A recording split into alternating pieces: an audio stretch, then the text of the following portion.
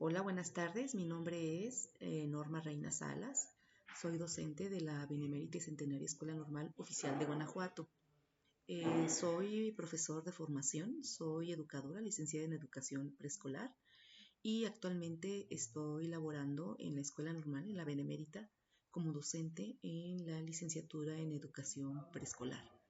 La licenciatura es el espacio donde se forman las estudiantes que en futuro quieren ser maestras educadoras con niños de 3 a 6 años. Ese es el nivel en el que me encuentro, en donde parte de la formación que doy con las estudiantes pues tiene que ver con esta preparación, este acompañamiento en las prácticas profesionales.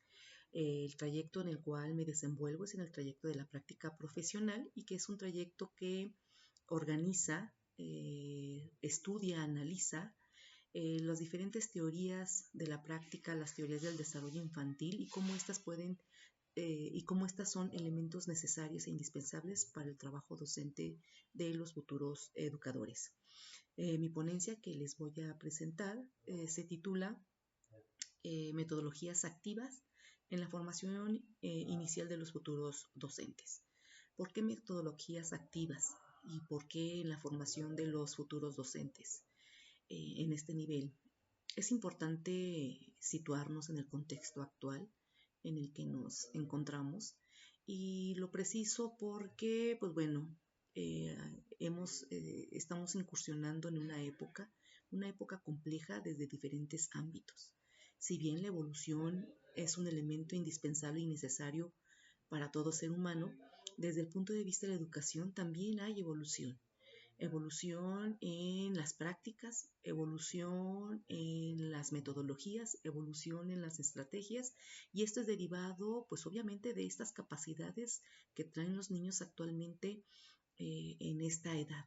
Sabemos que la edad preescolar es un, es un nivel en donde estos sujetos pues son sujetos sensibles y en proceso de desarrollo, sujetos que salen de casa y que por primera vez se encuentran en un espacio en donde hay reglas, en donde hay dinámicas muy complejas y por tal motivo pues él necesita una conducción específica para poder desarrollar estas capacidades de estas pequeñas personas.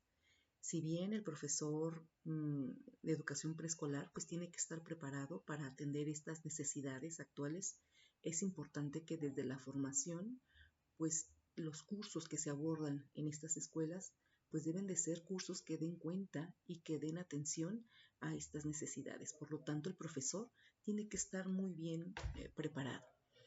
Y parte de esa preparación pues tiene que ver el uso de las metodologías activas, y que tiene que ver con esta respuesta ante estas necesidades. Y bien, las metodologías activas, pues sí, si recordamos y si hemos leído algo de esto, pues comparten en común, en precisión y en mutuo acuerdo, y su punto de partida pues tiene que ver con poner al estudiante en el centro, es decir, el estudiante es el eje medular para el desenvolvimiento pues de todas aquellas acciones que van a ser inherentes para su formación. ¿Sí? Entonces, si ponemos al estudiante en el centro, pues obviamente lo estamos impulsando a aprender.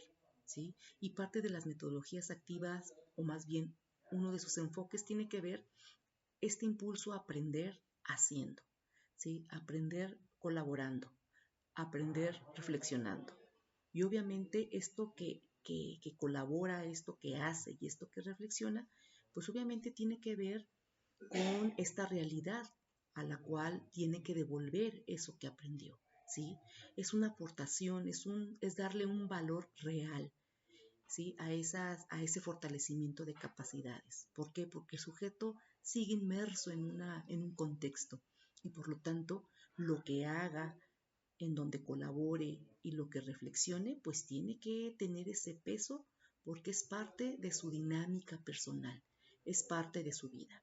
Y obviamente el desenvolverse de esa manera no solamente va a fortalecer su conocimiento, sino también está fortaleciendo sus habilidades, tanto prácticas como sociales, emocionales, y que estas son medulares para estos momentos, para estas épocas cruciales del siglo XXI.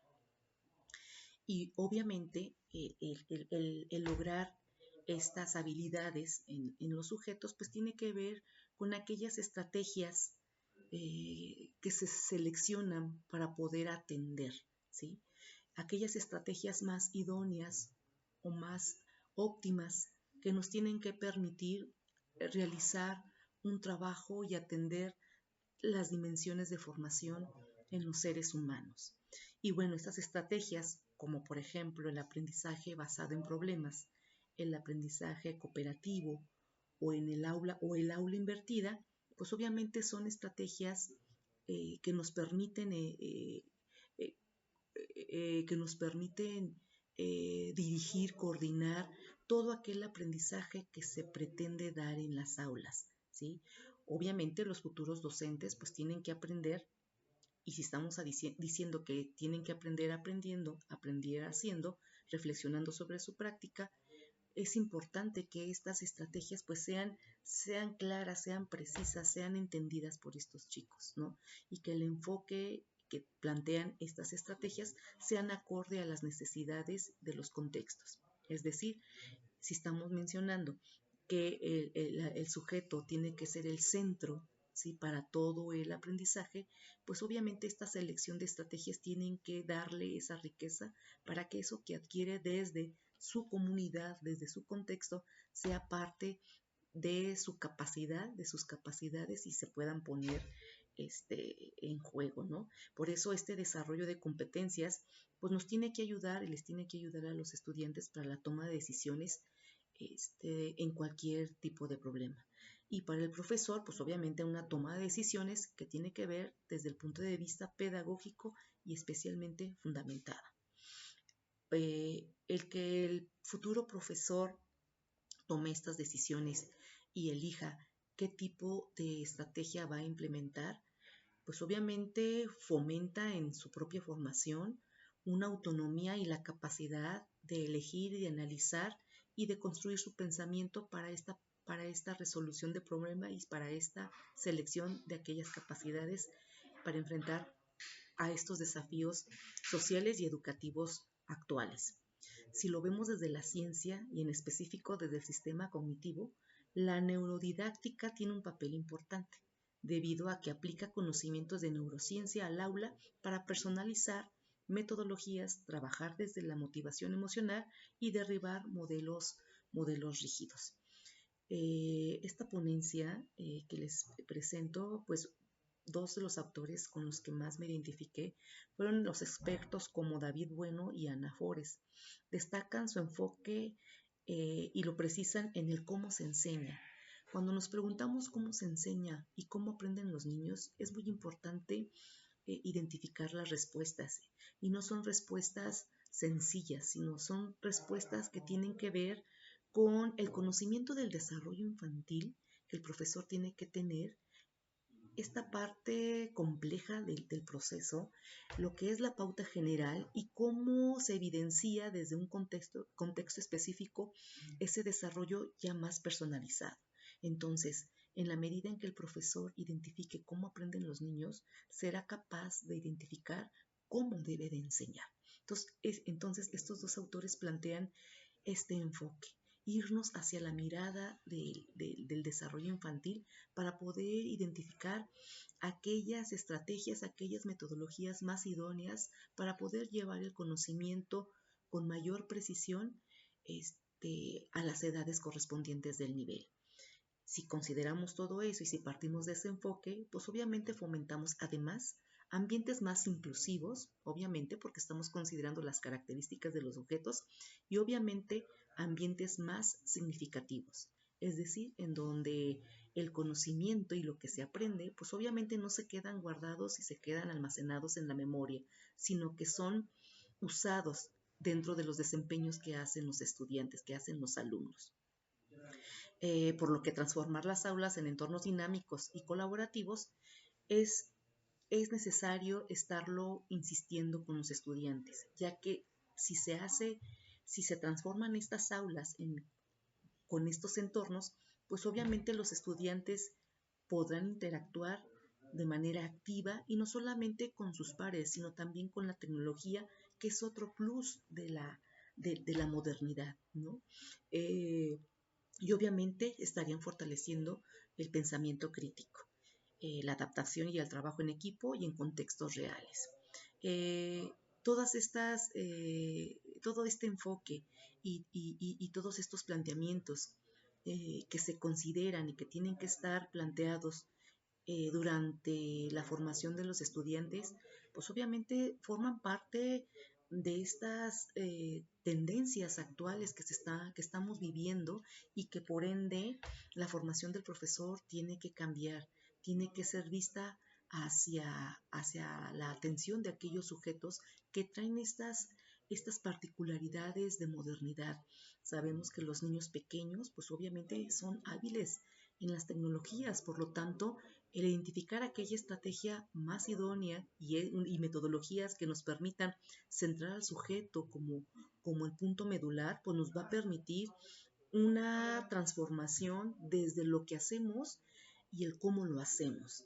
Es decir, estas tendencias consideradas como espacios flexibles y si integramos a la inteligencia artificial a la realidad inmersa, metodologías activas, a la gamificación, pues obviamente estaríamos dando respuesta a esas necesidades y a esas exigencias que nos encontramos en las aulas, ¿verdad? En relación con las habilidades blandas fue otro punto que tomé en consideración, porque si bien estamos hablando de metodologías activas en donde, pues sí, esta parte de la inteligencia artificial, esta cuestión de la tecnología son medulares y, y que debemos estar enfocados también en el uso de estas alternativas, es importante y más para esta profesión el desarrollo de estas habilidades blandas, entendidas como el conjunto de competencias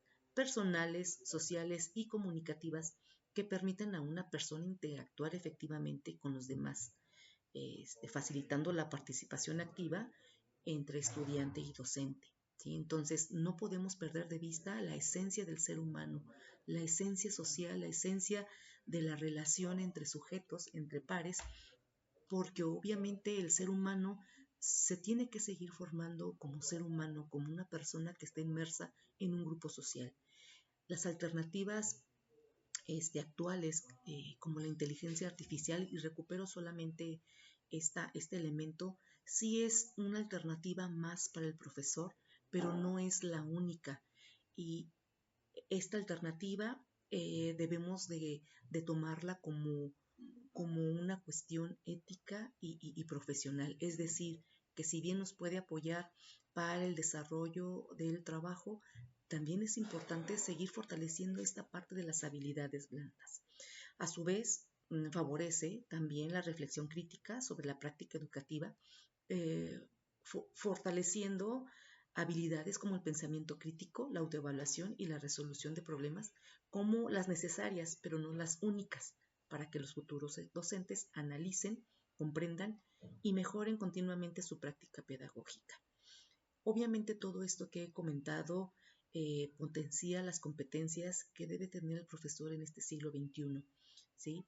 Además, vuelvo a insistir, la parte del acercamiento con otros seres humanos, así como la creatividad, la colaboración, el pensamiento crítico y la adaptabilidad, obviamente nos permiten preparar y mejorar a los estudiantes ante las exigencias sociales, tecnológicas y laborales actuales. Entonces, ¿qué quiero decir? Que el profesor tiene que estar formado integralmente, ¿sí? Integralmente y obviamente con planes de estudio que respondan a las necesidades y exigencias actuales.